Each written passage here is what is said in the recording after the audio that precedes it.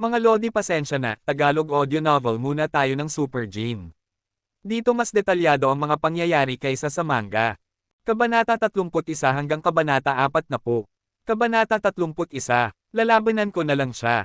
Babae lang naman siya, bulong ni Hansen sa sarili. Alam ni Hansen na hindi siya tatantanan ni Chin Zuan kahit gaano pa siya magpigil. Kaya hindi na niya gagawin iyon. Halos master na niya ang ghost hunt at magiging maganda ito para sanayin sa kanya. Nang tumayo si Hansen sa harap ni Chin Zuan na nakasuot ng combat suit, hindi nag-aksaya ng oras ang dalaga at sinipa siya ng leg sweep. Para kay Hansen, na mahusay sa mga snake attack, hanggat wala siyang pagkakataong magtago, tiyak na matatalo siya. Kaya naunang sumipa si Chin Zuan at hindi binigyan ng pagkakataon si Hansen. Pero nagkamali pa rin siya ng malaki, hindi pa rin niya seryosong tinatrato si Hansen at hindi niya ito itinuturing na kalaban. Ang gusto lang niyang gawin ay sipkain ang puwet nito. Kaya hindi man lang niya ginamit ang kalahati ng kanyang lakas. Sa isip niya, siya pa rin ang ignorante na Astric, isang baguhan na maaaring bulihin ng sinuman sa shelter. Hindi talaga gusto ni Chin Zuan na saktan si Hansen, kaya hindi siya nagsusuntok ng malakas. Pero ang hindi niya alam ay mayroon ng 18 sacred Geno point si Hansen at nagsasanay ng Jad-escan. Kahit hindi kasing angkin ng dalaga, hindi rin naman ganoon kalaki ang pagitan nila. Nang makita ang leg sweep nito, lumipat si Hansen sa isang lugar na hindi maabot ni Chin Zuan at pinilipit ang binti nito gamit ang kanyang mga braso. Agad siyang nawala ng balanse at nahulog sa lupa. Agad na sinandal ni Hansen ang sarili sa kanya at nilock ang mga braso nito. Hindi inaasahan ni Chin Zuan ang ganitong mga mahusay na galaw mula sa kanya, at nang mapagtanto ang kanyang pagkakamali, nahuli na siya at hindi na makawala. Dahil sa galit at kahihiyan, nagpumiglas siya at nabigo dahil sa matalinong diskarte ng ghost hunt. Kung nagpumiglas siya ng buong lakas, madidislokado o mawawasak ang kanyang mga braso. Nakulong kay Hansen, namula siya at hindi pa rin makapaniwala na na-takedown siya ni Hansen sa unang galaw. Gusto niyang turuan ng leksyon ang binata, at nagkamali ang lahat. Station Master, nanalo ba ako? Lihim na natuwa si Hansen. Hindi ko inaasahan na gagana ang turo ni Old Devil. Talunin ko pa nga si Chin Zuan. Hindi ka kailanman mananalo. Nagalit si Chin Zuan at tumangging sumuko. Kung ibang tao lang, okay lang. Pero para sa masamang Astric na ito, hindi siya magbababa ng ulo. Umilag si Chin Zuan at nag-shapeshift sa isang gintong leon na mas mataas kaysa sa isang tao. Agad na natapon si Hansen mula sa kanya, at sumugod ang leon sa kanya. Foul! Napagkasundoan na natin na hindi gagamit ng anumang beast souls, mabilis na sigaw ni Hansen. Napahinto si Chin Zuan habang papalapit na ang paa ng leon sa kanya. Nangako nga siya noong nakaraang pagkakataon na hindi siya gagamit ng beast souls. Pero sa ganitong sitwasyon, tuluyan na niyang nakalimutan iyon. Sige, walang beast souls. Lihim na namula si Chin Zuan, binawi ang kanyang beast soul at naglunsad ng atake gamit ang kanyang kamao. Hindi pa ganap na na-master ni Hansen ang ghost hunt, at ang kanyang fitness at karanasan ay kulang kumpara kay Chin Zuan. Kahit na nakatiis siya ng mahigit 20 galaw mula sa kanya, natalo pa rin siya. Wala nang sinabi si Chin Zuan at tumalikod. Sa totoo lang, nahihiya siya dahil kung hindi niya ginamit ang kanyang beast soul, hindi niya maitataboy si Hansen. Kaya, natalo na siya sa sandaling iyon. Hindi pa rin ako sapat na malakas. Ang aking mga Geno points at fighting skills ay hindi pa rin kasing ganda ng kanya.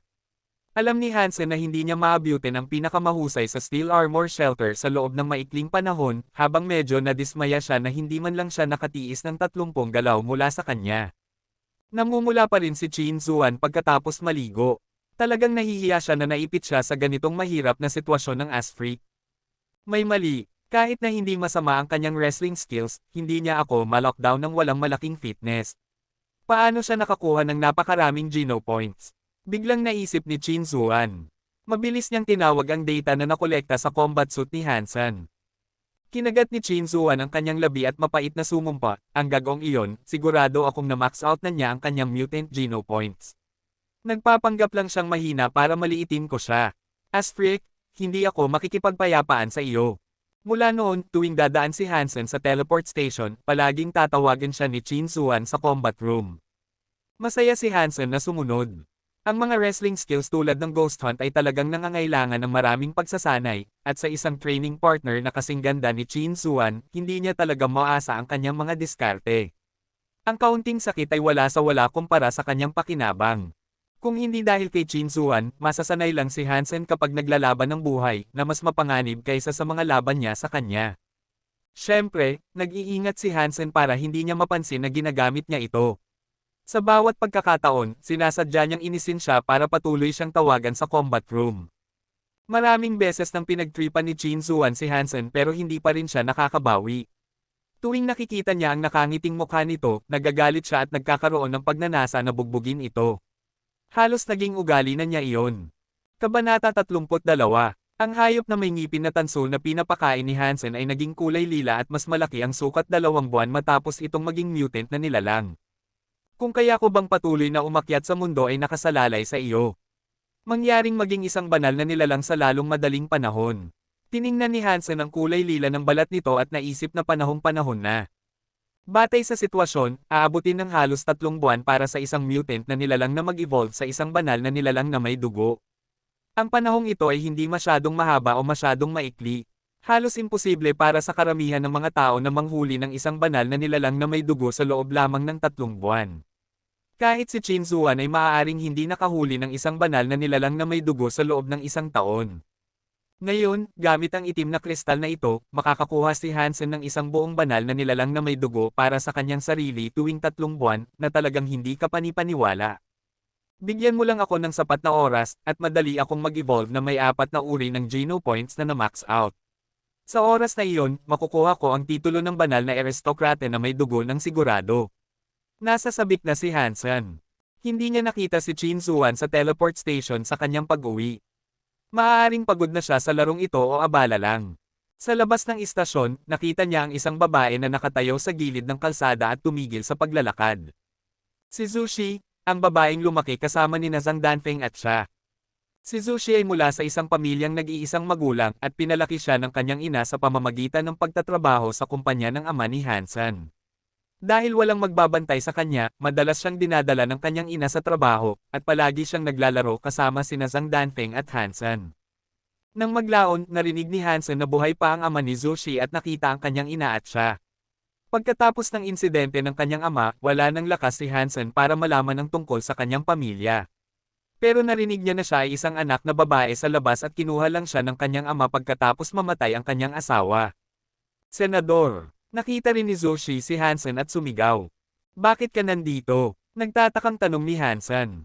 Senador, lampas na ako sa 16 at pwede na akong pumasok sa sanctuary ng Diyos ngayon, tumawa si Zushi at sinabi. Ang bilis, nagulat si Hansen. Sa isip niya, isang maliit na batang babae si Zushi, at ngayon ay pwede na siyang pumasok sa sanctuary ng Diyos. Ilang buwan lang ang tanda ko kaysa sa iyo.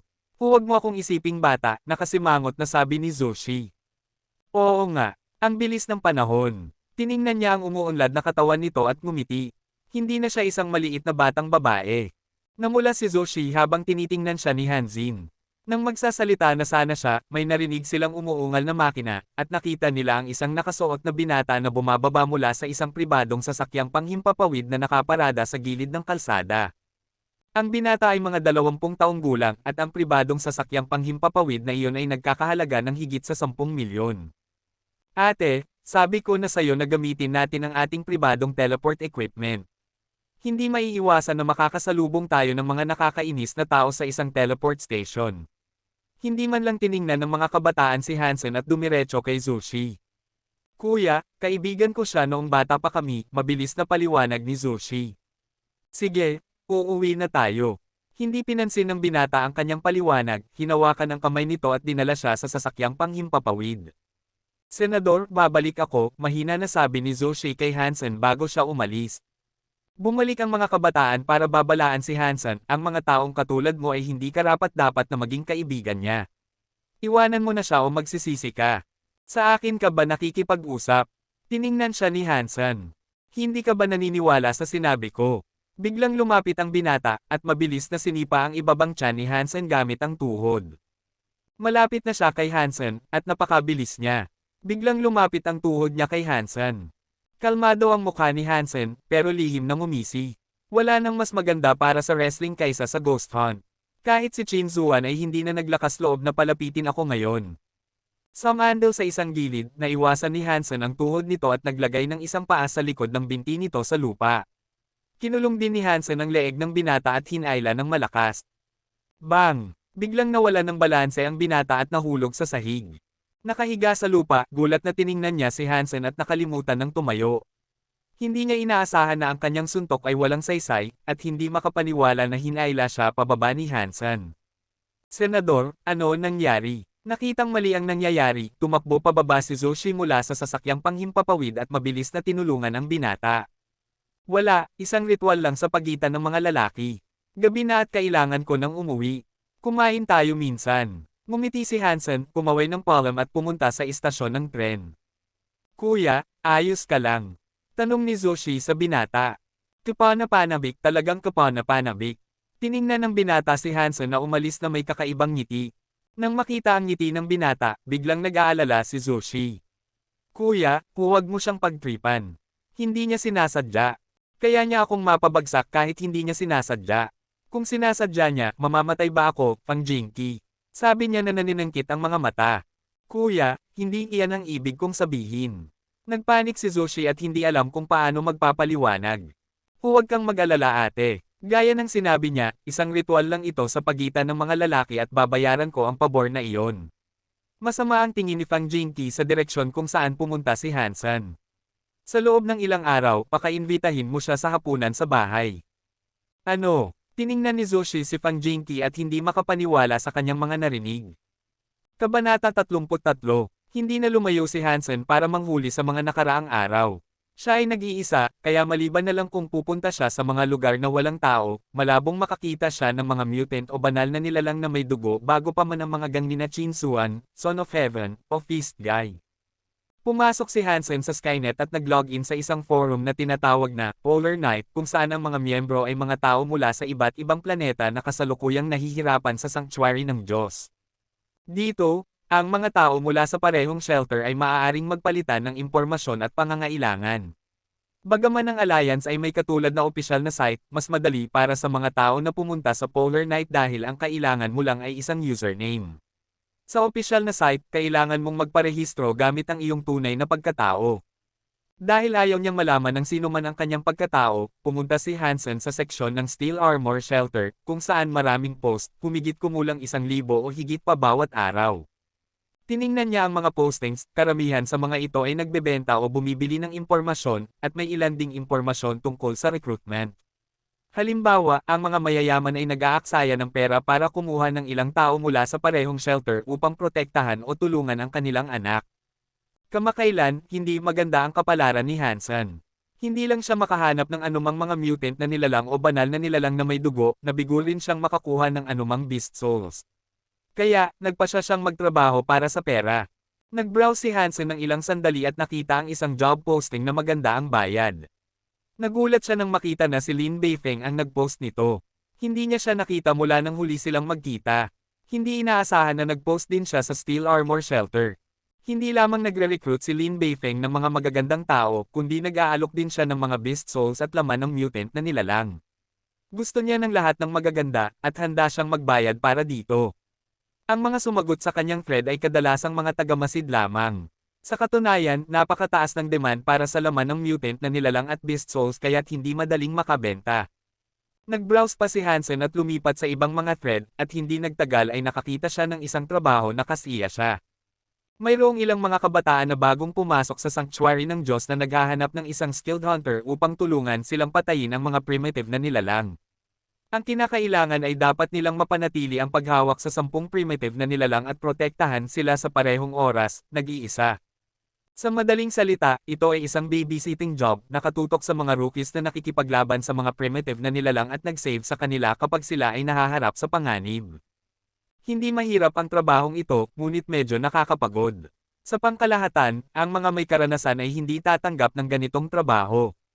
Pero ang mga kabataang ito ay nagbabayad ng maganda, 10,000 para protektahan sila bawat araw, at ang isang kontrata ay hindi bababa sa kalahating buwan. Nagpadala si Hansen ng text message sa numerong iniwan nila at hindi nag-iwan ng voicemail o nagpadala ng larawan ng kanyang sarili. Ayaw niyang lumabas ang kanyang personal na impormasyon, at iyon ang dahilan kung bakit pinili niya ang Polar Night. Maaari naman siyang pumunta sa opisyal na site kung saan ang lahat ay regulated at protected ng batas, ngunit kailangan niyang pirmahan ang kontrata gamit ang kanyang tunay na pagkatao. Pagkalipas ng ilang sandali, nakatanggap siya ng sagot na kailangan nilang makita kung gaano siya kagaling sa labanan bago magpasya na kunin siya. Wala namang problema si Hansen doon at pumayag na magkita sa isang tiyak na oras at lugar sa Steel Armor Shelter. Matapos pumayag na magkita, hindi isinara ni Hansen ang bintana kundi nagpatuloy sa pag-browse sa trading section. Matapos masira ang kanyang Bronze Crescent Spear, gusto niyang manghuli ng isang weapon Beast Soul, ngunit hindi siya nagkaroon ng swerte pagdating sa Beast Soul. Hindi nagtatangkang bumili si Hansen ng weapon Beast Soul kundi ng gawa ng tao na alloy bow at arrow. Ang mga alpha alloy weapons ay madaling pumatay ng mga primitive beasts, ngunit hindi ng mga mutant creatures. Hindi rin sila mura, at kadalasang mas mahal pa kaysa sa mga primitive beast souls. Kayang gamitin ni Hansen ang karamihan sa mga armas, ngunit nagtrabaho siya ng mabuti sa archery dahil pinaplano niyang manghuli ng nag-iisa sa distansya bago siya pumasok sa sanctuary ng Diyos. Pero may isang bagay siyang nalimutan. Hindi siya makabili ng magagandang bow at arrow, at kung wala ang mga iyon, hindi niya kayang batasin ang balat ng anumang nilalang. Ngayon, kumita na siya ng kaunting pera at posible na siyang bumili ng alloy bow at arrows. Nais niyang simulan ang panghuhuli gamit ang archery. Sa huli, ito ay isang ligtas at makapangyarihang paraan ng panghuhuli. Ang pinakamahalaga ay, sa sanctuary ng Diyos, tanging ang isa na naglunsad ng huling hit ang may pagkakataong makuha ang Beast Soul. At ang archery ay dapat nakabilang sa tatlong nangungunang paraan pagdating sa potensyal na windfall. Ang archery ay nangangailangan ng espesyal na pagsasanay, kaya mas pinipili ng karamihan ang mga espada at kutsilyo. Hindi maraming post ang tungkol sa pagbebenta ng bow at arrows. Sinisikap ni Hansen na magtipid ng pera, kaya nais niyang bumili ng ilang second-hand goods. Ang mga alpha alloy bows ay nagkakahalaga ng higit sa 1,000,000 na masyadong mahal para sa kanya. Ang magandang balita ay dahil sa hindi kasikatan ng archery, hindi rin maraming bumibili na nagkakaroon ng kompetisyon. Napansin ni Hansen ang isang post mula 7 araw na ang nakalilipas na isinulat ng isang tao na malapit nang pumunta sa ikalawang sanctuary ng Diyos at nagplano na ibenta ang lahat ng kanyang pag-aari. Lahat ng bagay ay naibenta na maliban sa isang alloy bow at 6 na alloy arrows. Isang bow mula sa Black Raider series at mga arrows mula sa Saber series. Nagsanay si Hansen ng archery sa loob ng ilang panahon at maingat na pinag-aralan ang lahat ng uri ng bows at arrows. Upang makagawa ng mga armas, hindi kinakailangan na ang alloy ay ang pinakamahirap dahil kung masyadong matigas, maaaring chip ang talam. Gayunpaman, ang matigas na alloy ay hindi madaling masira. Hindi rin naiiba ang mga bows at arrows. Mayroong 3 uri ng alloy na ginamit sa isang Black Raider bow. 2 ang pinagsama upang gawin ang bow mismo upang matiyak ang parehong flexibility at stiffness. At ang alloy na ginamit sa paggawa ng string ay mas espesyal pa. Ang mga pamamaraan ng paggawa nito ay monopolyo ng ilang interstellar metal production companies. Ang Black Raider series ay isang klasikong serye ng alloy bows, at ang mga presyo nito ay nakakamangha. Ang pinakamura, ang Wanderer's Bow, ay nagkakahalaga ng 2,000,000 na walang arrows o quiver na kasama sa presyo. Kabanata 34. Ang bow na ibinente sa post ay Doomsday sa Black Raider series na nagkakahalaga ng $6,680,000 sa tindahan. Ang pinakamalayo nitong range ay maabot ang 2,400 talampakan. Gamit ang bow na ito, ang Saber arrows ay makakabutas ng steel armor at balat ng karamihan sa mga primitive na nilalang mula sa higit sa 900 talampakan. Gayunpaman, kinakailangan ng isang 7.0 strength rating para hilahin ang string ng Doomsday. Sa pangkaraniwang pagkakataon, tanging ang mga may maxed out na mutant geno points lamang ang makakaabot sa 7.0 strength rating, at ang kinakailangan na ito ay para lamang sa paghila ng string. Maliban na lang kung makakapatay ka sa isang shot, upang hindi mo na kailanganin ng pangalawang hilot, kinakailangan mo ng rating na higit sa 8.0 upang magamit ang bow. Sa pangkalahatan, kung ang isang tao ay may maxed out na original, primitive, at mutant geno points, ang kanyang strength rating ay aabot sa 10.0, ngunit marami ang mas pinipiling kumpletuhin ang ebolusyon at pumunta sa ikalawang sanctuary ng Diyos bago pa man umabot ang kanilang rating sa 8.0. Walang duda kung bakit walang bumili ng bow na ito, ang mga may kakayahang gumamit ng bow ay hindi mag-aaksaya ng pera sa ganitong maliit na halaga at susubukan pang magtipid gamit ang second-hand na armas. Ang mga hindi naman makagamit nito ay hindi na rin bibili. Nagpadala si Hansen ng mensahe sa nagpost at nag-alok ng 1 milyon para sa bawat arrows, na sa kabuuan ay maaaring nagkakahalaga ng higit sa 7 milyon sa tindahan. Nakatago na lang siya ng 2 sa 6 na milyong nakuha niya mula sa pagbebenta ng Golden Axe at ibinigay ang natitira sa kanyang ina. Matapos gastusin ng 1 milyon sa pag-aaral ng Ghost Hunt, hindi siya sigurado kung makakabili siya ng bow at arrows gamit lamang ang 1 milyon. Hindi sumagot ang nag-post. Maaaring offline siya o ayaw lang niyang pagtuunan ng pansin ang kanyang alok. Naghintay si Hansen ng mahigit kalahating oras at halos nawalan na ng pag-asa. Sinaliksik niya ang ibang mga post at wala siyang nakita. Well, kailangan ko munang makakuha ng ilang murang bagay.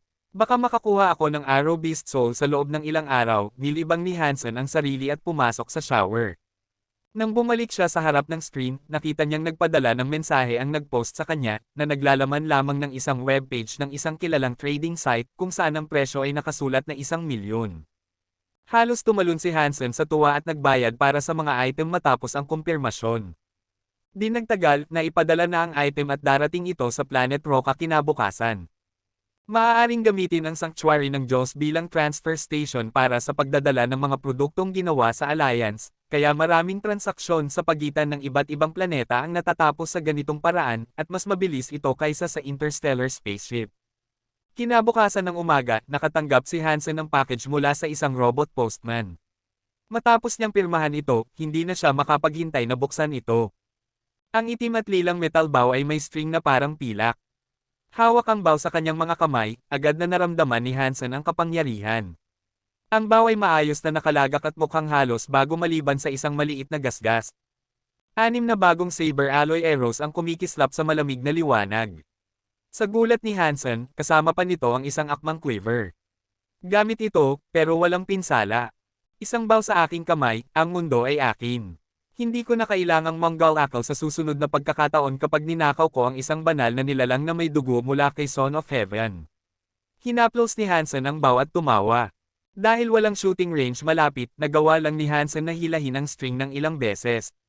Talagang mabigat ito. Kahit na sa kanyang lakas, kaya lang niyang hilahin ito ng 12 bago nagsimula siyang makaramdam ng sakit sa kanyang mga braso.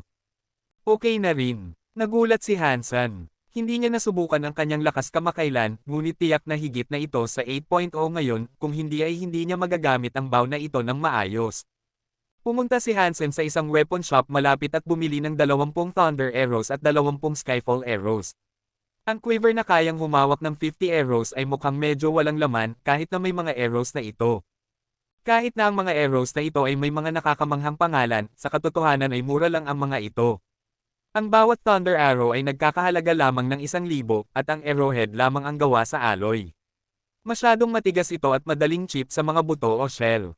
Mas mura pa ang Skyfall Arrows, 100 bawat isa. Mukha silang katulad ng Saber Arrows pero hindi gaanong gumagana. Binili lamang ni Hansen ang Skyfall Arrows para magsanay dahil masyadong madali masira ang Thunder Arrows at masyadong mahal ang 6 na Saber Arrows para gamitin sa pagsasanay. Naglaro si Hansen sa kanyang bagong bow, Doomsday, ng ilang sandali at nahulog siya sa pagmamahal dito. Nang halos oras na para makipagkita sa kanyang mga batang kliyente, kinuha ni Hansen ang kanyang bow at arrows at pumasok sa Sanctuary ng Diyos. Nang dumating siya sa lugar kung saan sila dapat magkita, nakita niya ang 12-dosenang tao na nakapaligid sa ilang mga batang lalaki na nakasuot ng biological armor at napagtanto na hindi siya ang nag-iisang kandidato. Ang paglakad-lakad upang kumita ng 10,000 madaling dolyar bawat araw ay tila isang magandang deal para sa marami. Pagkatapos ng lahat, ang isang primitive na nilalang ay nagkakahalaga lamang ng ilang daan, at nag-aaksaya rin ito ng enerhiya para manghuli at ilipat ang patay na nilalang. Nagmumokmok si Hansen sa karamihan at handang umalis. Gusto lang niyang makahanap ng madaling trabaho para kumita ng pera. Sa ganitong kompetisyon, mas mabuti na lang na maghanap siya ng ibang trabaho. Nang handa na siyang umalis, lumapit si Hanhao at ilang tao. Mukhang sila rin ay pupunta para sa mga batang lalaki. Well, nandito ang Asfric mismo, mukhang maayos na may bow at arrows. Dumating ka ba para protektahan ang mga masters? Isang binatilyo sa tabi ni Hanhao ang nagbiro sa kanya na may tono ng pagka-exaggerate. Nakakuha ng atensyon ng karamihan ang kanyang pahayag dahil kilala si Asfric sa Steel Armor Shelter. Biglang nagsimula ang mga tao na mangbuli kay Hansen. Asfric, sino sa tingin mo ang ikaw? Asfric, kaya mo bang talunin ang mga orihinal na nilalang? Mas malamang na ang mga batang masters ang kailangang protektahan siya. Kabanata 35. Si Asfric ay naging napakakilala na ang isang alon ng pang-uuyam at pang-insulto ay ibinuhos sa kanya. Ang mga batang lalaki na nagbabayad ay lumapit sa kanila, at isa sa kanila na may matigas at angular na mga tampok ay nagtanong kay Hansen, "Ikaw ba ang legendary Asfric?" "Opo," sagot ni Hansen nang walang gaanong pagkabahala. Hindi niya ito itinuturing na masama dahil sa buong steel armor shelter, siya lamang ang nakasaksak kay Qin Zuan sa puwit. Ito ay isang uri ng tagumpay sa isang paraan. Masyadong curious ang batang lalaki tungkol kay Hansen. Bigla siyang nagsabi, "Nandito ka rin para sa trabaho." Tumango si Hansen, "Kung hindi mo gusto ang ideya, maaari akong umalis na ngayon." "Hindi. Kung wala kang mga tanong, maaari tayong pumirma ng kontrata dito mismo," mabilis na sinabi ng batang lalaki. Isang sigaw ang umabot sa karamihan ng marinig ang desisyon ng batang lalaki. Maging ang mga kaibigan ng batang lalaki ay nagulat. Hinailan nila ang batang lalaki sa gilid at sinabi, "Yuan, iyan si Asfric. Ano ang gagawin mo sa kanya?" "Tama iyan, Yuan. Kung tayo ay nasa panganib, tiyak na tatakbo siya ng mas mabilis kaysa sa atin. Sayang lang ang pera. Nakuha ko na siya, at maaari mong piliin ang iba," iginiit ng batang lalaki na si Yuan at pinirmahan ang kontrata kay Hansen. Hindi na nagkomento pa ang iba at pumili ng ilang karagdagang kandidato na mukhang may karanasan. Ipinakita ni Hanhao ang kanyang Mutant Beast Soul Weapon at siya ay napili.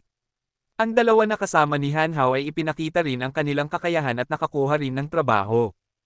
"Asfric, swerte ka dahil sa kabaitan at pagka-curious ng iyong young master," sabi ni Liu Feng, isa sa dalawa, habang lumilipat sa tabi ni Hansen. "Palagi namang magandang swerte ko," sagot ni Hansen nang walang gaanong damdamin. Pinili ng mga kliyente ang 10 may karanasang lalaki upang protektahan sila sa panghuhuli ng mga primitive na nilalang.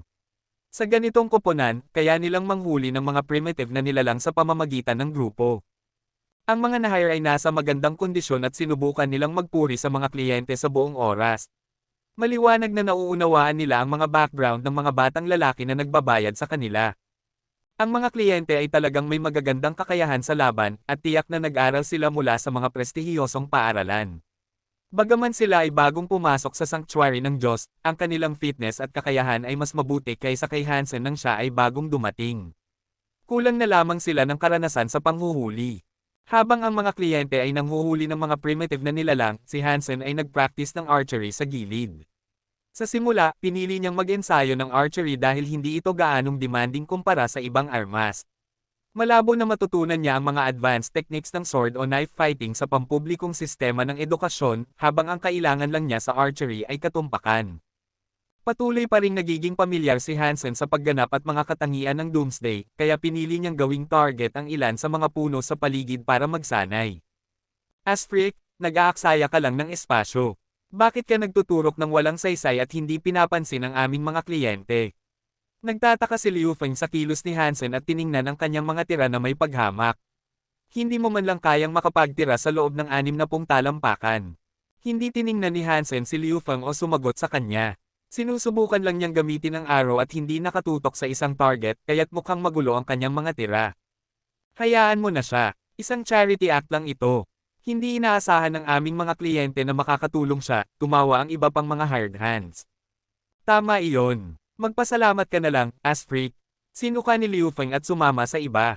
"Huwag mong sabihin na kilala mo ako." Naghanap ng pagkakataon si Hanhao na bumulong kay Hansen at bumalik sa pagtawa kasama ang kanyang mga kaibigan. Malaking pag-unlad ang nagawa ng mga kliyente. Sa simula, kailangan nila ng kaunting tulong, habang mabilis silang bumuti at kaya nang manghuli ng ilang napakamasungit na primitive na nilalang ng isa-isa.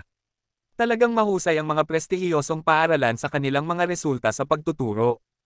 Ang mga nasa Integrated Compulsory Education ay hindi manggahas na manghuli ng mga primitive na nilalang ng mag-isa ng walang karanasan. Napakamaayos ng lahat, kaya't nawala ang kanilang pagbabantay. Nang ang mga kliyente ay nanghuhuli ng 3 primitive spotted beasts, isa sa mga hayop ang nagkunwaring patay at umatake sa isang batang kliyente nang siya ay lumapit dito. Hindi ito inaasahan ni Hanhao at ng iba, at ang spotted beast ay masyadong malapit sa kliyente para sila ay makapagligtas. Sa isang iglap, nakalapat na ang mga pangil ng spotted beast sa mesla na leeg ng batang lalaki. Nanghihinayang ang batang kliyente, nagtataka kung bakit wala siyang suot na alloy helmet. Pero huli na ang lahat. Ang lahat ng nanunood ay sumigaw sa takot. Whoosh! Isang araw ang dumaan sa mukha ng kliyente at tumama sa kaliwang mata ng spotted beast. Umungol ang hayop at nahulog sa lupa. Agad na sumugod si Hanhao at ang iba sa spotted beast at pinutol ang katawan nito sa mga piraso. Asfrick, bakit mo tinayra ang arrow? Halos nasaktan mo si Ching. Humarap si Liu Feng at sinabihan si Hansen. Ang iba pang tao ay sumunod sa kanya, pinaparatangan si Hansen. Lihim silang nahihiya, ngunit sa halip na mag-self-reflect, pinili nilang sisihin si Hansen. Sa kanilang pananaw, si Hansen ay nakatama sa hayop sa pamamagitan ng swerte dahil hindi maaaring maging magaling si Asfrick sa anumang bagay. Umuwi ka na, biglang sumigaw si Yuan na may masamang mukha. Nakarinig ka ba, Asfrick? Sinabi ni Yuan na umalis ka, sigaw ni Liu Feng. Pinapayagan kitang umalis. Malamig na tiningnan ni Yuan si Liu Feng. Nagbayad ako sa inyo para protektahan kami, at ano ang ginawa ninyo nang nasa panganib si Ching? Wala, at sinubukan pa ninyong sisihin ang tanging tao na tumyupad sa kanyang tungkulin. Lahat kayo, umalis na, at ayaw kong makita kayong muli. Kabanata 36. Yuan, pwede mo kaming palayain, pero ayon sa kontrata, ito ay isang paglabag. Kailangan mo kaming bayaran ng natitirang halaga, pang-uya ni Liu Feng. Umalis na kayo. Ibinagsak ni Yuan ang ilang bundok ng pera sa kanila at hindi na sila muling tinignan. Kinuha ni Liu Feng at ng iba ang pera. Bagaman galit sila, hindi nila nagawang saktan ang mga kliyente dahil alam nila kung sino ang mga batang ito. Tumingin sila kay Hansen at sinabi, mga ginoo, malayo na tayo sa shelter, kaya't mag-ingat kayo dahil nagtitiwala kayo sa isang taong hindi mapagkakatiwalaan. Mas maaasahan siya ng 100 beses kaysa sa inyo, sagot ni Yuan. Hindi naglakas ng loob ang mga na-hire na ipakita ang kanilang galit sa harap ni Yuan, kaya't umalis na lang sila. Ang lakas ng araw mo, puri ni Ching matapos maalis na ang iba. Ayaw niyang tawaging Asfrick si Hansen, pero nahirapan siyang matukoy ang pangalan nito. Dapat ay umabot na sa 7.0 ang rating niya para magamit ang Doomsday. Kaya naman talagang malakas ito, sabi ni Yuan. 7.0. Pero sinabi nila na siya. Napatingin si Ching at ang iba pang mga kliyente kay Hansen at sa kanyang bow na hindi makapaniwala. Sa kabila ng lahat, kilalang-kilala ang kwento ni Asfrick kaya alam din nila ito. Sinasabi ko na at least 7.0. Marami siyang arrows na pinractice, at kung hindi umabot sa 8.0 ang lakas niya, hindi ito magiging ganon kadali para sa kanya, sabi ni Yuan na nakatingin kay Hansen. 8.0. Lalo pang nagulat ang mga kliyente at patuloy na tiningnan si Hansen na parang hindi pa nila ito nakikita dati. Sino mang may 8.0 rating ay talagang advanced na sa First God Sanctuary, kaya hindi sila makapaniwala na ganun ka-strong si Asfrick. Pwede bang subukan ang bow mo? Tanong ng isang kliyente na hindi pa rin makapaniwala sa sinabi ni Yuan. Ngumiti si Hansen at ibinigay ang Doomsday sa kanya. Hawak ng batang kliyente ang bow gamit ang dalawang kamay at sinubukang hilahin ang string, pero hindi man lang ito gumalaw. Sinubukan pa niya ng ilang beses at nabigo pa rin. Kahit na nagtapos sila sa mga prestihiyosong paaralan at nag-practice ng Hyper Geno Arts noong bata pa, hindi pa na-modify ng Geno Points ang kanilang mga katawan, kaya ang lakas nila ay umabot lamang ng 3.5 na malayo sa kinakailangan para magamit ang Doomsday. Ang hina mo naman. Hayaan mo ako. Isang kliyente ang hindi na makatiis at kinuha ang bow. Pero siya rin ay nabigo pagkatapos ng ilang subok. Lahat ay nagbigay ng pagkakataon maliban kay Yuan at walang nakakuha na nakahila ng string.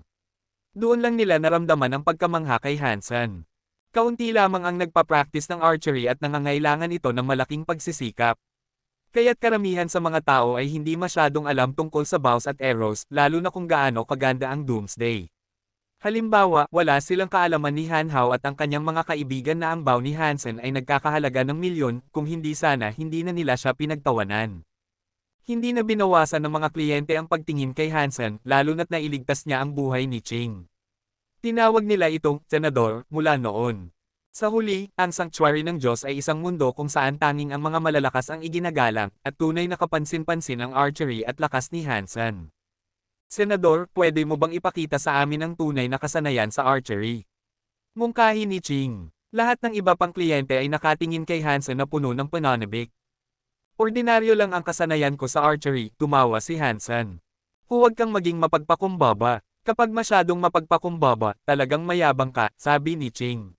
Sige, susubukan ko, sabik na sagot ni Hansen. Minsan na rin niyang naisip na ipakita ang kanyang kakayahan. Mula nang matanggap niya ang Doomsday, hindi pa niya nasubukan ang mga limitasyon nito. Masayang-masaya ang mga kliyente. Tumingin si Hansen sa paligid at naglakad patungo sa isang burol. Itinuro niya ang isang bagay at dahan-dahang hinaila ang isang saber arrow. Habang hinahila niya ang string, umusli ang mga asol at namamagang ugat sa kanyang mga braso. Sa isang iglap binitiwan niya ang arrow at nawala ito sa gubat. Umabot ba siya? Tanong ni Ching at ng iba na hindi nakarinig ng anumang tunog mula sa prey at inisip na siya ay nagkulang. Masyado itong malayo. Dapat ay nasa 400 yards ang gubat mula rito. Natural lang na hindi makuha, sabi ni Ching. Tara, tingnan natin, sabi ni Hansen at naglakad pababa ng burol papuntang gubat. Sumunod ang mga kliyente na may pag-aalinlangan. 100 metro sa loob ng gubat, nakita nila ang isang spotted beast na nakadikit sa puno na may arrow sa ulo.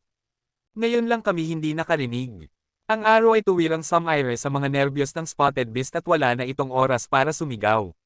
Napahanga ang lahat. Nasa 400 yards ang layo mula sa kinaroroonan ni Hansen at napatay ang hayop sa isang tira lamang. Tiyak na isa sa pinakamahusay na archer si Hansen sa First God Sanctuary. Matapos iyon, sinamba ng mga kliyente si Hansen at ginawa ang lahat ng sinasabi niya. Protektahan sila ni Hansen sa loob ng kalahating buwan at nakatanggap siya ng 150,000 cash. Nais ng mga kliyente na gumawa ng pangmatagalang kontrata kay Hansen, ngunit tinanggihan niya ito. Sa ngayon, sapat na ang pera niya. Sa pangmatagalang pananaw, kailangan pa rin niyang ituon ang pansin sa kanyang sariling ebolusyon. Bumalik si Hansen sa Steel Armor Shelter ng mag-isa at hinarang ng mga taong pinalayas ni Yuan sa gate. Sila ay pinangunahan ni Liu Feng, at naroon din si Han Hao. Asfrick, talagang inis na inis ako sa iyo. Paano mo ako mababayaran? Tanong ni Liu Feng, pinapahaplos ang kanyang mga knuckles habang dahan-daang lumalapit kay Hansen. Kabanata 37. Nagsimula ng magtipon-tipon ang mga tao. Sanay na silang makita si Hansen na binubuli. Anong gusto mong gawin para makabawi? Tanong ni Hansen ng kalmado habang pinapanood si Liu Feng na papalapit sa kanya. Hayaan mong saktan kita, sagot ni Liu Feng habang inihahampas ang kamao sa mukha ni Hansen. Mabilis at malakas ang suntok ni Liu Feng. Kung tinamaan si Hansen, tiyak na mababasag ang kanyang ilong. Habang iniisip ng lahat na tiyak na magdurusa si Hansen, sumandal siya at iniiwasan ang suntok. Kasabay nito, tinukod niya ang binti ni Liu Feng at pinabagsak ito sa lupa. Nang bumagsak si Liu Feng, tumama ang kanyang ilong sa lupa at umagos ang dugo habang pumipikit ang mga mata sa sakit. Napuno ng galit, kinuha niya ang kanyang alpha alloy broadsword mula sa sheath at inihampas ito kay Hansen. Maliit na salot, paano mo naisip na maari kang lumaban? Patayin kita. May halo-halong damdamin si Han Hao habang pinapanood ang eksena. Bagaman hinahamak niya si Hansen, pinsan pa rin niya ito, at masakit para sa kanya na makita itong binubuli at maaaring mapahamak. Ngunit kung tutulungan niya si Hansen at malaman ng tao na siya ang pinsan ng Asfrick, paano siya mabubuhay sa Steel Armor Shelter? Matapos magduda ng ilang sandali, tinalikuran ni Han Hao ang kanyang mukha, sinadyang iwasan ang pagtingin kay Hansen. Inaasahan niyang maririnig ang sigaw ni Hansen, ngunit ang narinig niya ay ang mga sigaw ni Liu Feng. Agad siyang lumingon upang makita kung ano ang nangyari at hindi makapaniwala sa kanyang mga mata. Ang alpha alloy broadsword ni Liu Feng ay nasa kamay ni Hansen at si Liu Feng ay nakadapa sa lupa, nakatukod ang braso sa likod habang sumisigaw sa takot, hindi makagalaw. Hindi nakita ni Han Hao kung paano ito nangyari, ngunit malinaw na nakita ito ng iba. Napahanga sila at nakatulala, nakabuka ang mga bibig. Nang ihampis ni Liu Feng ang kanyang broadsword kay Hansen, akala ng lahat na tiyak na mapapahamak si Asfrick. Pero sa sandaling inihampas ni Liu Feng ang alpha alloy broadsword, kinuha ni Hansen ang kanyang kamay at tinwist ito, dinala si Liu Feng sa kanyang mga tuhod. Sinundan ito ng isang knee strike sa likod at pinigilan siya sa lupa. Walang makapaniwala na si Asfrick ay may ganitong kahusay na galaw at lahat sila ay naguguluhan. Walang tunog kundi ang mga sigaw ni Liu Feng. Anong ginagawa niyo? Patayin ang bastardo na ito. Hooray! Sigaw ni Liu Feng sa mga nanonood habang sumisigaw. Crack! Nabasag ang kanyang braso ni Hansen bago pa man siya makapagsalita. Balot ng malamig na pawis, namutla si Liu Feng. Nakita ng mga kaibigan ni Liu Feng ito at nagmadaling lumapit kay Hansen, hawak ang kanilang mga armas. Si Hansen ay may hawak pang alpha alloy broadsword ni Liu Feng at ginamit ito upang harangan ang unang alloy weapon na itinaas sa kanya. Sa kanyang gulat, nahati ang armas na iyon sa isang iglap ng broadsword ni Liu Feng. Ang tanga nitong isa, may magandang alpha alloy broadsword siya. Siguradong nagkakahalaga ito ng 1 o 2 milyon, naisip ni Hansen at nagpa siya na hindi na ibabalik ito. Sa loob ng maikling panahon, nahati na ang lahat ng ibang armas ni Hansen at nagtakbuhan ang mga may-ari. Wala nang naglakas loob na umatake kay Hansen. Nakatulala si Han Hao, halos isipin na siya ay nasa isang panaginip. Si Liu Feng ay may strength rating na 6.7 at magandang armas, kaya't nakakuha siya ng maraming atensyon sa Steel Armor Shelter. Bagaman may Mutant Beast Soul Weapon si Han Hao, alam niyang hindi niya kayang tapatan si Liu Feng. Bigla, si Liu Feng na ang nakadapa sa sahig ng walang armas, habang si Hansen ang naging nagwagi. Ang pagbabago ay napakalaki na hindi ito ma-process ni Han Hao. Di ba't siya ay naiisa ng parehong si Qin Zuan at Son of Heaven simula nang pumasok siya sa shelter? Di ba't hindi siya nakapanghuli kahit ng isang primitive creature?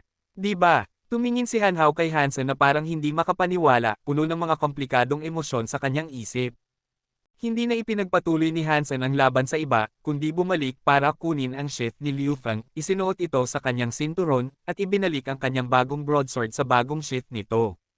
Sa susunod na gusto mo ng kabayaran, dumiretso ka sa akin, sabi ni Hansen habang naglalakad patungo sa gate ng Steel Armor Shelter. Lahat ng nanunood ay tumingin sa kanya na para bang unang beses nilang nakita siya. Huminto. May isang tao na lumapit na nakasakay sa Beast Soul Mount nang malapit na si Hansen sa gate. Si Luo Tianyang, ang kasangkapan ni Son of Heaven. Luo, nabasag ni Astric ang braso ko at kinuha ang broadsword ko.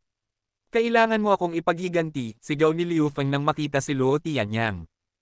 Hayop! Unang sinilip ni Luo Tianyang si Liu Feng at pagkatapos ay si Hansen. Nagtataka ako kung sino ang may ganitong lakas ng loob na sakta ng tao ko. Kaya ikaw pala, salot. Kinuha ni Luo Tianyang ang kanyang alloy whip at hinampes ito kay Hansen. Huminto si Hansen at hinawakan ang kanyang broadsword laban sa whip. Nang magbanggaan ang dalawang armas, parehong nayanig sina Hansen at Luo Tianyang. Biglang sumigaw si Luo Tianyang, bakit ganito ang lakas mo? Umabot na sa 9.6 ang strength rating ni Luo Tianyang. Kahit na sa hampas na ito ay hindi siya gumamit ng buong lakas, tiyak na nasa 8.0 rating si Hansen para mablock ang whip niya, na hindi niya maipaliwanag. Kabanata 38. Ang taong ito ay dapat mamatay. Biglang nagkaroon ng pagnanasa si Luo Tianyang na patayin si Hansen at handa na siyang itaas muli ang kanyang whip. Pero nang tumingin siya kay Hansen, huminto siya at tila nagiging tense ang buong katawan niya. Nakaimbak na ang broadsword ni Hansen at hawak na niya ang Doomsday. Hinailan niya ang string nito, itinutok ang dulo ng araw kay Luo Tianyang.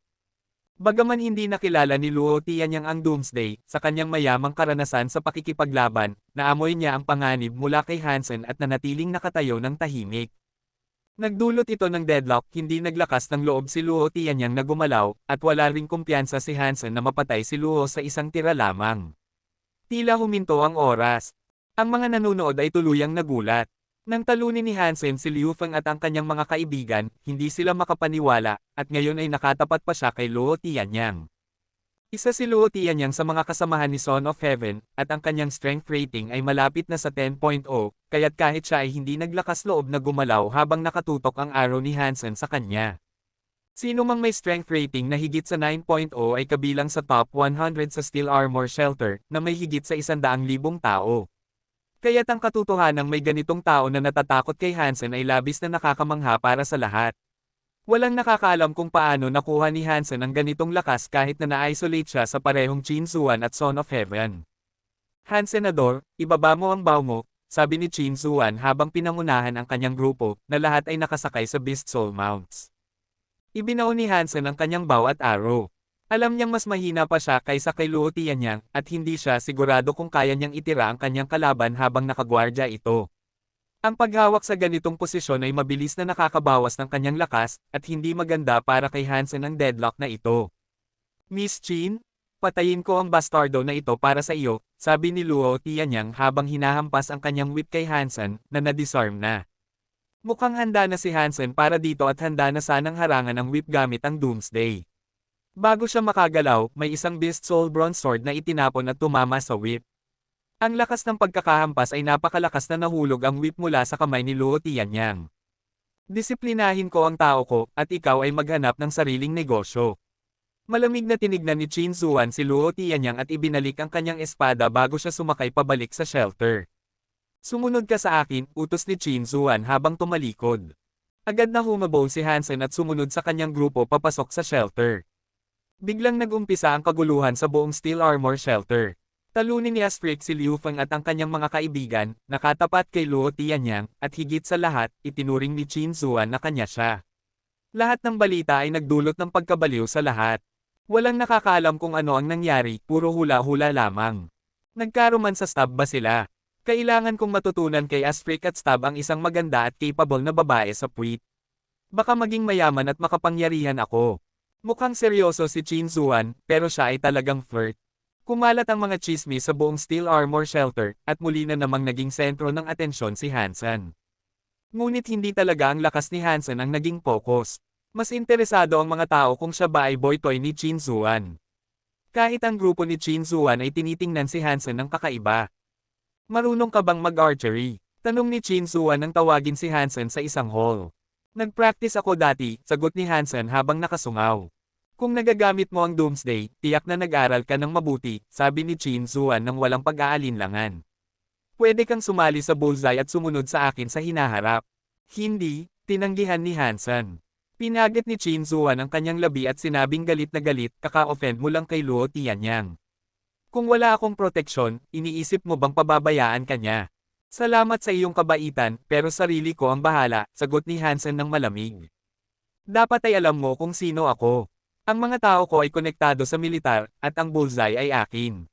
Sumunod ka sa akin at magkakaroon ka ng malaking benepisyo sa pag-a-apply sa mga military schools, pinigilan ni Chin Zuan ang kanyang galit at sinabi kay Hansen. Hindi ko kailanman nais na pumasok sa military school. Alam ni Hansen na pwede siyang mag-apply sa military school para sa karagdagang edukasyon matapos ang Integrated Compulsory Education. Gayunpaman, lahat ng military schools ay may mataas na kinakailangan sa fitness. Kung ang fitness index ay mas mababa sa 10 bago ang unang ebolusyon, wala nang pagkakataon sa military schools. Para kay Hansen, hindi mahirap na maabot ang 10 sa fitness index, ngunit hindi siya interesado sa pag-aaral. Mas gusto pa niyang mag-focus sa panghuhuli. Napuno ng inis si Chin Zuan, kung walang edukasyon mula sa military school at aristocratic title, magiging ordinaryong sundalo ka lang kapag panahon na para maglingkod. Tanging sa pamamagitan ng military school ka makakagawa ng pangalan sa hukbo. Sa kahit anong paraan, hindi ka magiging isinasakripisyo. Kabanata 39. Pag-usapan natin ito sa ibang pagkakataon. Kailangan ko nang umalis, at salamat sa lahat ng tulong mo. Dadalan kita ng dinner minsan, sabi ni Hansen habang handa na siyang umalis. Alam niyang may katwiran si Chin Zuan, ngunit may sariling plano siya. Gusto niyang makakuha ng aristocratic title bago siya umabot sa 20 at maglingkod dahil ang mga aristocrats ay may mga tiyak na pribilehiyo sa hukbo at hindi sila isinasama sa laban. Huminto ka, pinayagan na ba kitang umalis? Matalim na tanong ni Chin Zuan habang nakatitig kay Hansen. Station Master, hindi ko talaga kaya yan, sagot ni Hansen nang may kaunting hinanakit. Walang problema kung ayaw mong sumama. Biglang ngumiti si Chin Zuan kay Hansen at sinabi, kung hindi ka sasama, sa bawat pagpasok mo sa teleport station, lalabanan kita. Nakita ni Hansen ang kanyang nakakalokong ngiti at bumagsak ang kanyang puso. Alam niyang hindi nagbigay ng lahat ng lakas si Chin Zuan noong nakipaglaban sila dahil sa kasalukuyan ay wala siyang laban sa kanya. Batay sa kanyang ekspresyon, alam niyang kung tatanggi siya, talagang magkakaroon siya ng problema sa hinaharap. Sige, sasali na lang ako sa bullseye, sabi ni Hansen ng malumbay. Asprik, alam mo bang gaano karaming tao sa Steel Armor Shelter ang gustong sumali sa grupo ko? At parang ang ginawa mo ay parang tinawag kong uminom ng lason. Sigaw ni Chin Zuan. Ang kalayaan ay walang katumbas, at ang mawala ang kalayaan ay parang pag-inom ng lason, sigaw ni Hansen. Kaya't mamatay ka na lang ng dahan-dahan. Kahit na mamatay ka at magiging multo ka pa rin sa akin, pouting na sinabi ni Chin Zuan. Alam ni Hansen na nakapagdesisyon na si Chin Zuan, kaya tinanggap na niya ang alok kahit na ayaw niya. Pakiramdam niya ay nawawalan siya ng pag-asa habang umalis sa hall. Pinanood siya ni Chin Zuan na umalis at tila nasiyahan siya sa kanyang hitsura na nababahala. Hindi niya mapigil ang ngumiti. Station Master, bakit mo kailangang kuhanin ang taong ito sa Steel Armor Gang? Hindi siya karapat-dapat na maging miyembro ng bullseye, tanong ng isang babae na kasing edad ni Chin Zuan na lumabas mula sa isang side door matapos umalis si Hansen. Manly, magtiwala ka sa akin. Bagaman minsan ay bastos ang taong ito, mayroon siyang malaking potensyal sa ilang aspeto, seryosong sinabi ni Chin Zuan kay Yang Manli. Nasaksihan ni Chin Zuan kung gaano kabilis matuto at magsikap si Hansen. Bagaman paulit-ulit siyang natalo sa kanya, hindi siya sumuko kundi lumakas ng lumakas. Ngayon, kahit si Chin Zuan ay napilitan ng seryosohin siya. Ang ganitong pag-unlad at mentality ay talagang kahanga-hanga. Ang pananaw ni Chin Zuan kay Hansen ay napabuti ng husto, kung hindi sana, hindi niya siya ipagtatanggol sa harap ng lahat. Bumalik si Hansen sa kanyang kwarto at nag-teleport pabalik sa bahay bago pa man makaalis si Chin Zuan mula sa God Sanctuary. Wala siyang interes sa pagpasok sa military school. Dati, magandang opsyon ito para sa kanya dahil makatutulong ito sa kanya na matuto ng Hyper Geno Arts. Ngayon, gamit ang Jadesken, hindi na niya kailangang sayangin ang oras sa military school. Mas makabubuti para sa kanya na maglaan ng oras sa panghuhuli at pagtaas ng kanyang Geno points. Tungkol naman sa Bullseye, wala rin siyang interes na sumali. Kahit na bilang miyembro ng Bullseye, makakakuha siya ng tulong mula sa network ng impormasyon ni Chin Zuan para mapabuti ang kanyang pagkakataon na makahanap ng mga mutant at sacred blood creatures, kailangan din niyang ibahagi ang laman ng kanyang nahuhuli sa iba pang miyembro ng grupo. Nagpasya si Hansen na manghuli ng mag-isa matapos ang ilang paghahanda. Kung hindi siya makita ni Chin Zuan sa loob ng ilang panahon, malamang ay makakalimutan na niya ang buong bagay. Gusto sanang bumili ni Hansen ng Alpha Alloy Dagger gamit ang 150,000 na kanyang kinita, ngunit ngayon ay mayroon na siyang broadsword na nakuha mula kay Liu Feng, kaya hindi na ito kinakailangan. Ang broadsword ay gawa sa espesyal na alloy na may Z-metal na nagbigay dito ng napakatigas na katangian. Madali nitong mapuputol ang mga primitive creatures. Kaya't ang mga armas na gawa mula sa ganitong uri ng alloy ay palaging mahal. Ang ganda, hinawakan ni Hansen ang talem at agad siyang naputukan. Habang tinitingnan ang makintab na talem, labis na nagustuhan ni Hansen ang armas at hindi niya ito maibitin. Sulit ang presyo, naisip niya sa sarili. May negosyo ang pamilya ni Hansen sa alloy noon, at kahit maliit na pabrika lang ito, mayroon silang mga natatanging formula. Ang kanilang mga produkto ay hindi kasing ganda ng broadsword na ito, ngunit kaya ring putulin ang balat ng ilang primitive creatures. Kaya't kumikita ang negosyo. Kung hindi dahil sa mga masasamang miyembro ng pamilya, tiyak na ang kumpanya nila ay nasa top 3 sa Planet Roca. Ngunit ngayon, nakuha na ito ng Starry Group. Sobrang bata pa si Hansen noon, at hanggang ngayon ay hindi niya pa rin lubos na nauunawaan kung bakit kailangan bilhin ng Starry Group ang kanilang kumpanya. Alam niyang may kinalaman ang pagkamatay ng kanyang ama dito, ngunit wala siyang kakayahang alamin ang katotohanan, kaya kailangan niyang mag-ingat. Anak, may mahalaga akong gawain ngayon. Maaari mo bang ihatid siyan sa paaralan? Kumatok si Luo Sulan sa pinto at nagtanong kay Hansen. Nagsimula na ang paaralan. Hindi ko alam. Walang anuman, ma'am, ihahatid ko siya, mabilis na sagot ni Hansen. Nagsimula na ang klase ilang araw na ang nakalipas, at nasa God Sanctuary ka, kaya ayaw kitang istorbohin, sabi ni Luo Sulan. Anong paaralan ito? Tanong ni Hansen. St. Paul ito, at ginamit ko ang pera na iniwan mo para bayaran ang tuition. Medyo nag-aalala si Luo Sulan dahil halos naubos na niya ang pera para kay Yan. Magandang balita, ang St. Paul ang pinakamahusay sa Planet Roca maliban sa mga prestihiyosong paaralan. Natutuwa si Hansen. Wala pa siyang aristocratic title at hindi niya maipapasok siyan sa isang prestihiyosong paaralan, ngunit ang magandang private school ay mas mabuti pa rin kaysa sa integrated compulsory education. Matapos makipag-chat sa kanyang ina, dinala ni Hansen si Hanyan sa maglev train papuntang paaralan. Halos puno ng mga pribadong sasakyang panghimpapawid ang pasukan ng St. Paul, at marami sa mga ito ay mga mamahaling sasakyan. Halos lahat ng mga mayayaman na walang aristocratic title ay nagpadala ng kanilang mga anak sa St. Paul. At halos lahat ng mga estudyante dito ay mula sa mayayamang pamilya. Habang inihahatid ang kanyang kapatid sa paaralan, nakita ni Hansen ang isang middle-aged na mataba na lalaki na bumababa mula sa isang sasakyang panghimpapawid kasama ang isang flirtatious na babae sa kanyang tabi at isang 8 taong gulang na bata sa kanyang mga bisig. Huminto siya dahil ang middle-aged na mataba na lalaki ay ang kanyang tiyuhin, si Hanley. Kabanata 4 na po. Anong ginagawa mo rito? Gulat na tanong ni Hanley nang makita si Hansen. Inihahatid si Yan sa eskwela, sagot ni Hansen. Si Yan papasok sa St. Paul. Tumingin si Hanley kay Hansen at Hanyan na may pagdududa. Simula ilang araw na ang nakalipas, sabi ni Hansen, handa nang ipasok si Hanyan sa gate ng paaralan. Nag-isip si Hanley sandali at tumakbo sa harap ni Hansen. Hinawakan niya ang palso ni Hansen at nagalit, alam ko na. Ang kuya ko, pinapangasiwaan ang kumpanya ng maraming taon, tiyak na marami siyang pinagnakawan na pera. Nagsisinungaling ka lang sa akin na hindi mo kayang makuha ang 2 milyon, habang ngayon ay gumagastos ka ng milyon para ipasok siyan sa St. Paul. Sasabihin ko sa iyo, ang perang ito ay para sa buong pamilya, katulad ng bahay. Kailangan natin itong hatiin, o ako. O anong gagawin mo? Anong magagawa mo tungkol dito? Malamig na tiningnan ni Hansen si Hanley.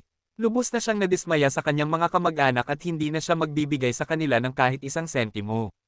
Bata, mag-ingat ka. Tiyuhin mo ako. Natakot si Hanley sa titig ni Hansen, subalit hindi siya nagplano na hayaang makalayo si Hansen. Tiyuhin. Ngumiti si Hansen ng may pagdududa. Sige, umuwi ka at suriin ang mga legal na dokumentong pinirmahan namin at tingnan kung mayroon kang karapatan sa anumang pag-aari namin. Mula ngayon, huwag mong isipin na makakakuha ka ng kahit isang sentimo mula sa amin. Ang dahilan kung bakit agad na binigay ni Hansen ang 2 milyon sa kanila ay upang magkaroon ng hangganan sa pagitan ng kanyang mga kamag-anak at ng kanyang tunay na pamilya. Upang makuha ang 2 milyon, pumirma ang kanyang mga kamag-anak ng dokumentong inihanda ni G. Sang na nagbabawal sa kanila na kumuha ng kahit ano mula sa pamilya ni Hansen sa hinaharap. Iyan ay panloloko. Pupuntahan ko agad ang mama mo. Paano mo naisip na itago ang pera sa amin? Galit na sigaw ni Hanley. Tiyuhin, huwag mo nang isipin yan. May karapatan akong patayin ang isang trespasser. Malungkot na tiningnan ni Hansen si Hanley. Bata, paano mo? Nagalit na sinuntok ni Hanley si Hansen. Walang ekspresyon sa mukha, hinawakan ni Hansen ang braso ni Hanley at inihagis ito sa kanyang balikat. Sumigaw si Hanley sa sakit. Tiyuhin, kung gusto mong mamatay, maligayang pagdating sa aming bahay. Malamig na tiningnan ni Hansen si Hanley. Nanlaki ang mga mata ni Hanley, na para bang hindi niya kilala si Hansen. Ang hitsura ni Hansen ay nakakatakot. Si Hanley ay isang evolver, bagaman naka-max out lang siya sa primitive geno points. Hindi siya gaanong aktibo sa Second God Sanctuary, pero isa pa rin siyang evolver. Hindi normal na kayang itapon ni Hansen, na hindi pa nag-evolve, si Hanley ng ganoon kadali. Parang ibang tao na ang pamangkin niya. Biglang ngumiti si Hansen at hinayla si Hanley pataas. Sigurado akong hindi alam ng tita ko ang tungkol sa babaeng ito at sa bata. Sa tingin ko dapat ko siyang kausapin, bulong ni Hansen habang gulat pa rin si Hanley sa biglaang pagbabago. Sa tingin mo maniniwala ang asawa ko sa iyo? Galit na tanong ni Hanley. Hindi na mahalaga, basta maniwala siya sa ganito. Ipinakita ni Hansen kay Hanley ang comlink sa kanyang palso. Binuksan niya ang video camera sa sandaling nakita niya si Hanley. Ikaw. Nagulat si Hanley at umabot upang kunin ang comlink. Bahagya lang gumalaw si Hansen at nahulog si Hanley muli. Tiyuhin, pwede tayong makipag-ayos ng presyo, at pwede kitang pagbentahan nito. Ngumiti si Hansen at handa na sanang tulungan itong tumayo. Ngumisi si Hanley at biglang inabot ang kamay ni Hansen, handang baliin ito at kunin ang comlink.